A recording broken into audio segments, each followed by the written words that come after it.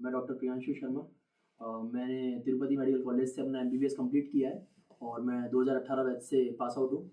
और मेरा भी 3 महीने पहले एक्सीडेंट हो गया था, तो मैंने 3 हफ्ते पहले ही सर से ऑपरेशन करवाया था। अभी फ़िलहाल मैं चल सकता हूँ और मेरी इम्प्रूवमेंट बहुत अच्छी है और अभी मैं बहुत अच्छी कंडीशन में हूँ। मैं थैंक्स बोलता हूँ KDG हॉस्पिटल को और थैंक यू बोलता हूँ कपिल देव सर को, डॉक्टर कपिल। आपका लिगामेंट के साथ साथ लैटरल मेनिस्कस रिपेयर हुआ था? यस, मेरा लैटरल मेनिस्कस रिपेयर था और मेरा ACL रिपेयर था। उन दोनों का मैंने ऑपरेशन करवाया था 3 हफ्ते पहले। मैं अभी पहले से बेटर हूँ, बहुत सही फील कर रहा हूँ। आज आपको वजन देके चला दिया है? जी बिल्कुल। स्टॉप। एक बार चल के बताओ प्रियांशु, वेट बेयरिंग करो, तो पार्शियल वेट बेयरिंग है।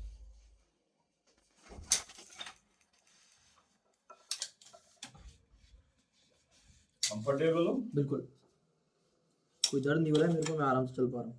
ठीक है, करो डन।